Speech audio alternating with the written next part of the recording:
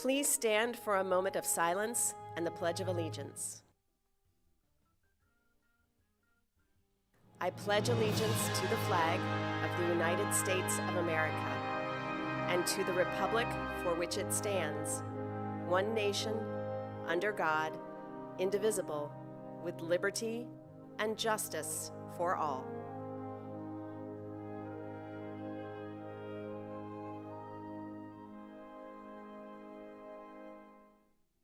Good morning, Parkland. Today is Wednesday, April 6th. It is a day 6 and an A schedule. I'm Chloe Chase. And I'm Claudia Salvino. Welcome back to Parkland TV.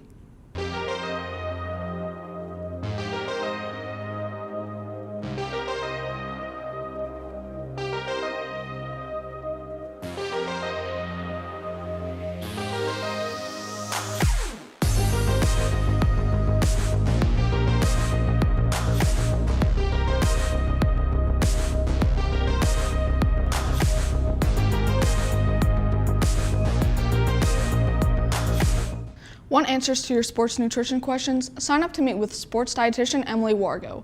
Emily will be at Parkland April 11th and 13th from 3 to 4 p.m. You can sign up for one-on-one 10-minute sessions. Sign-ups are being held in the athletic training room. The Key Club will be hosting a blood drive on Wednesday, April 27th. Sign-ups will run from April 11th until 21st at all lunches. You must be 17 or older to donate.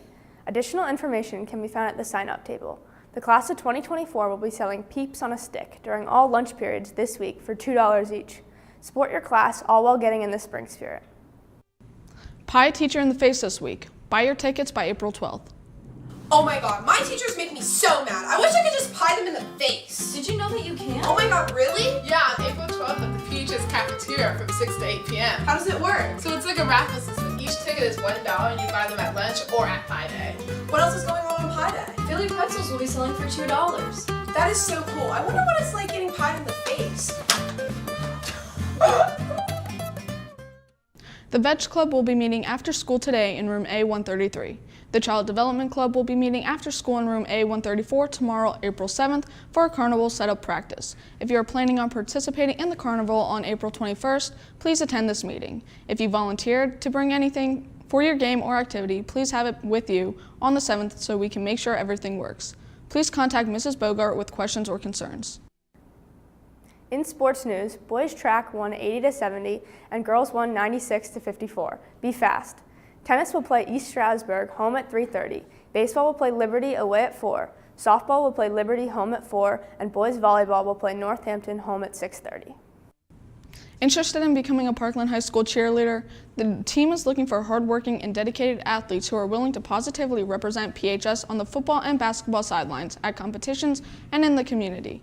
All intramural practices will be held in the high school Aux Gym from 3 to 5 on May 3rd, 5th, 10th, and 12th. Tryouts will be on May 17th.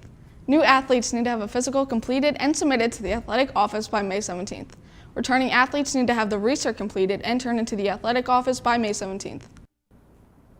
Make sure to follow our YouTube and Twitter at Parkland TV Film and check out our website, parklandtvfilm.org, for updates, broadcasts, and exclusive content. I'm Chloe Chase. And I'm Claudia Salvino. Have a great day, Parkland. And now over to Amanda Cohen and Taryn Merrick with Worth the Watch. I'm Amanda Cohan. And I'm Tara Merrick. This is Worth the Watch.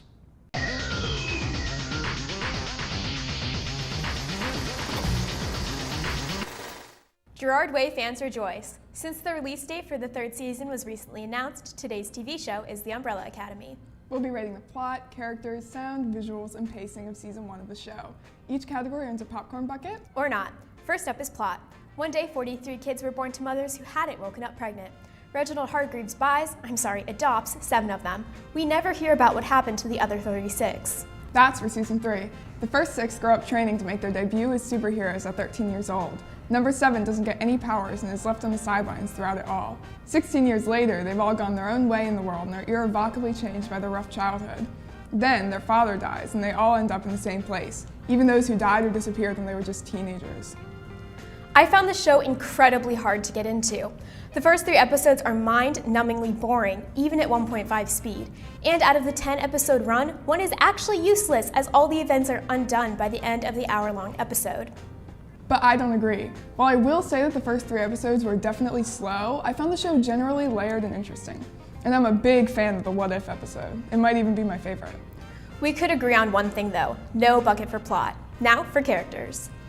Each sibling has their own issues to be dealt with, whether it's Luther's insistence that their father has been murdered or Diego's insistence that he was just a sad old man that kicked it.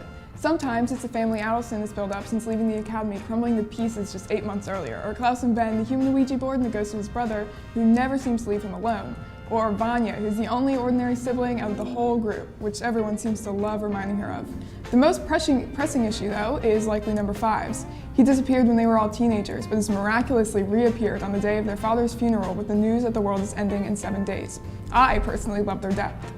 I have problems with the characters. Number 1, Diego's power is kind of dumb. Perfect aim, wow, I'm so impressed. No wonder he's number 2. Next up, Luther and Allison. They are siblings. It's gross. This isn't flowers in the attic, not that it isn't yucky there too. A last of my many grievances, Pogo. I can't stand him. He could have saved a whole lot of time by helping the academy instead of keeping secrets that worked against his master's ultimate goal. Next is sound. One of the most distinct features of the show is how it pairs good songs with certain scenes and characters. A good example of this is Run Boy Run by Woodkid, playing as 5 runs from his house, specifically his father, and into different times. It's safe to say they know how to make a song significant. We both agree that the Umbrella Academy gets the bucket for sound. Our next category is visuals. Something we both enjoyed was how the intro was different each time. The CGI was also extremely high quality, as seen in characters like Pogo. It definitely earns the visuals bucket.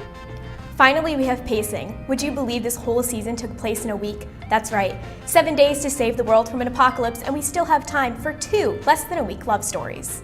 So it loses the bucket for pacing. Umbrella Academy gets 3 out of 5 popcorn buckets, making it definitely not worth the watch.